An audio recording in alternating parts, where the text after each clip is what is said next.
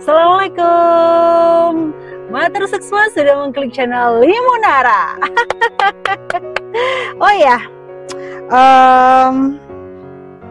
Limunara ingin ganti nama channelnya.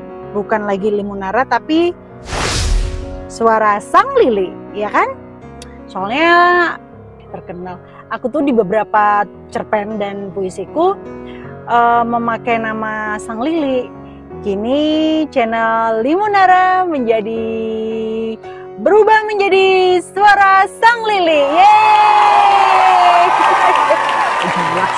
Oke, aku akan membacakan cerpen lagi dari buku antologi cerpen Juwita yang Terukir Bunga Ibu yang Mekar di Padang Gersang Jiwa, publishernya Alineaku. Let's go, kita bacakan.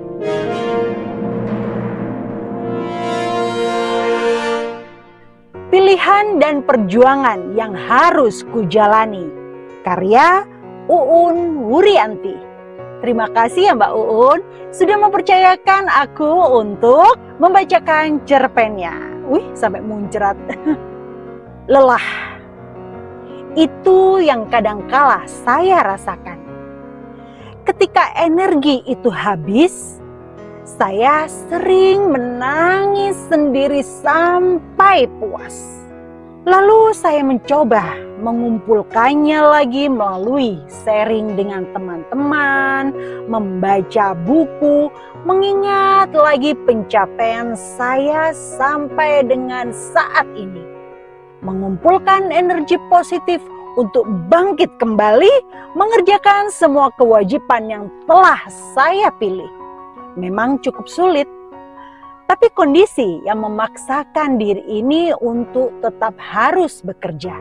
Saya anak pertama dari 3 bersaudara dan semuanya adalah perempuan. Bapak saya meninggal beberapa tahun lalu dan usaha ibu saya semakin merosot. Beliau menumpukan kebutuhan bulanannya kepada saya dan kepada sebagian kecil adik saya yang bekerja sebagai guru SD. Sebenarnya saya sempat mempunyai anak laki-laki yang saya pikir bisa saya menumpukan masa tua saya kepadanya. Tetapi karena kelainan jantung, usianya hanya sampai 5 hari saja. Innalillahi wa inna ilaihi raji'un. Turut berduka ya Mbak Uun. Semoga kelak anak Mbak Uun akan menjadi jembatan menuju surga. Amin astunggal. Lanjut yuk. Namun seiring waktu saya merasa pemikiran itu salah. Karena saat anak-anak itu dewasa, dia juga akan mempunyai tanggung jawabnya sendiri. Dan seyogyanya sebagai orang tua, kita harus berusaha sendiri menyiapkan masa tua kita supaya tidak merepotkan anak-anak. Dan itu harus dipikirkan jauh-jauh hari. Baik itu dari segi finansial, kesehatan, ya kan? Dan benar, memang benar anak tetaplah anak. Anak adalah amanah. Bahkan sampai dewasa pun kadang anak masih membutuhkan bahu ibunya untuk bersandar.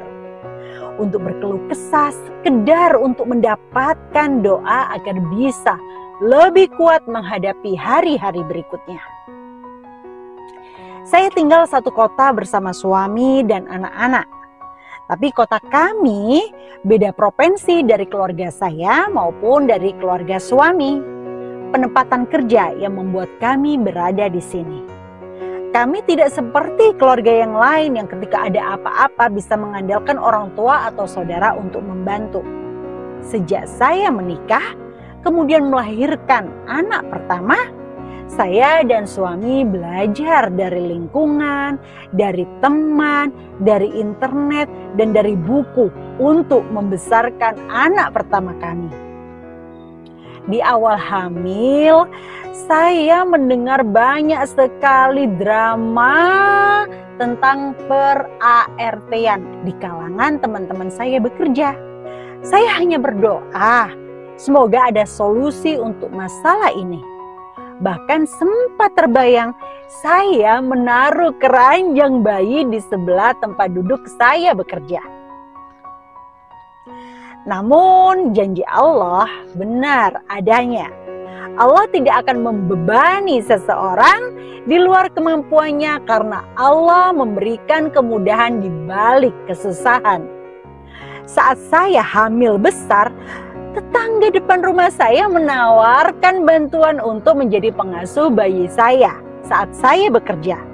Beliau kelihatan baik dan suaminya juga baik. Akhirnya saya setuju untuk mempercayakan bayi saya kelak kepada beliau. Saya menikah di usia yang sudah terbilang cukup matang.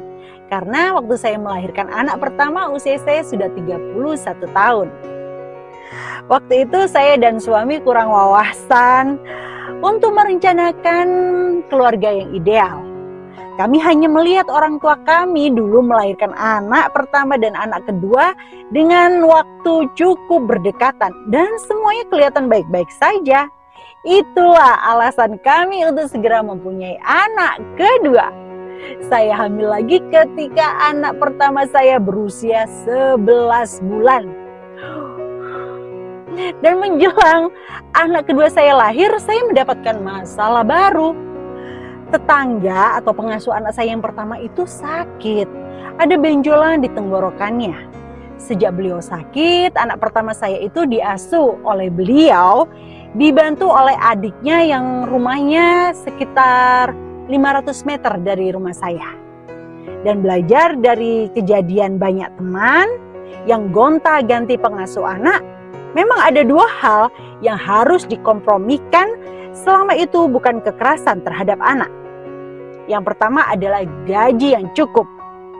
Dan yang kedua adalah kompromi untuk pengasuhan yang tidak sempurna.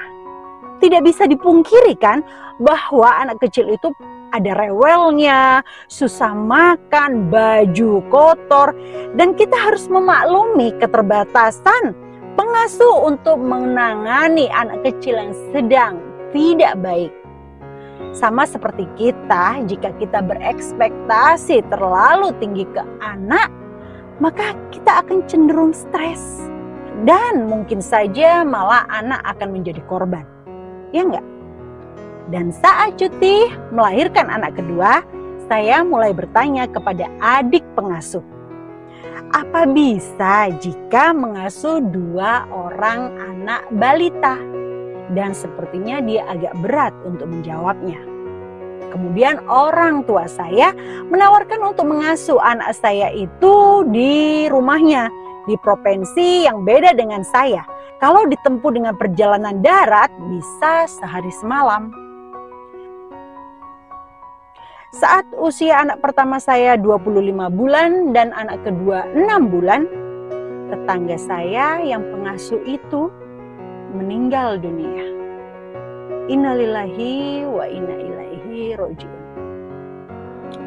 Akhirnya anak pertama dibawa oleh ibu saya ke rumahnya.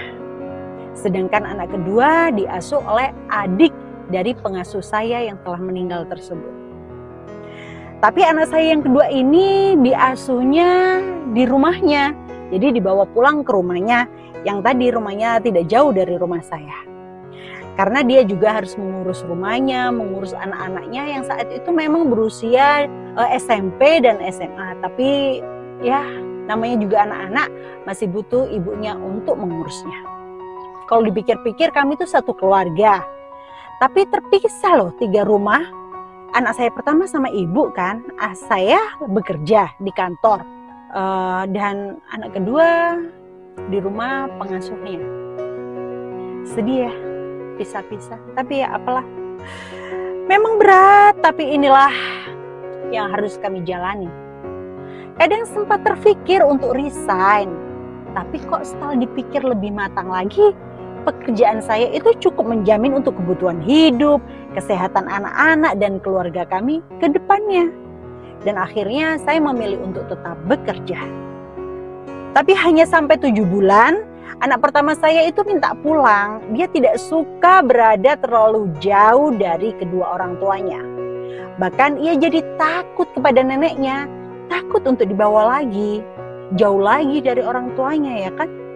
Akhirnya selama 2 tahun saya dan suami bergantian membawanya ikut bekerja, sampai akhirnya dia masuk TK.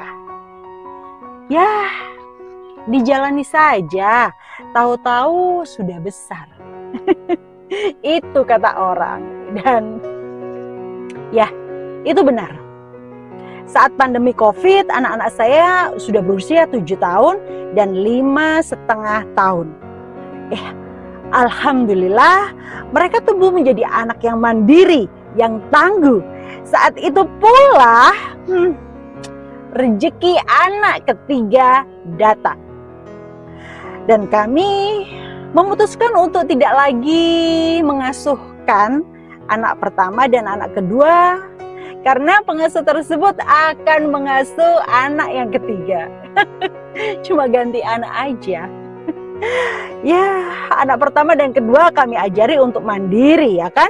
Dan kami sengaja menyekolahkannya di sekolah yang tidak begitu jauh dari rumah, sehingga saat udah kelas 3 nih mereka tidak perlu diantar jemput lagi ya kan. Dan juga suami saya tidak menghendaki adanya orang lain di rumah kami. Jadi tidak ada lagi pembantu-pembantu di rumah. Kami kerjakan semuanya sendiri, bergotong royong. Dan karena pekerjaan suami banyak di rumah, dia juga tidak nyaman kalau ada pembantu di rumah. Makanya pengasuh tetap membawa anak kami ke rumahnya. Di waktu senggang saya tetap belajar bersama anak-anak. Ya kan, untuk mendampingi mereka, karena kualitas kami siang hari saat saya bekerja sudah tidak bisa bersama mereka kan. Jadi saya waktu senggang harus belajar bersama mereka. Alhamdulillah anak-anak sepertinya bangga mempunyai ibu seperti saya. Terlihat dari ucapan-ucapan saat hari ibu, hari ulang tahun saya. Mereka itu mencurahkan hatinya gitu loh kalau mereka itu sayang kepada saya. Nah, untuk anak-anakku, terima kasih ya.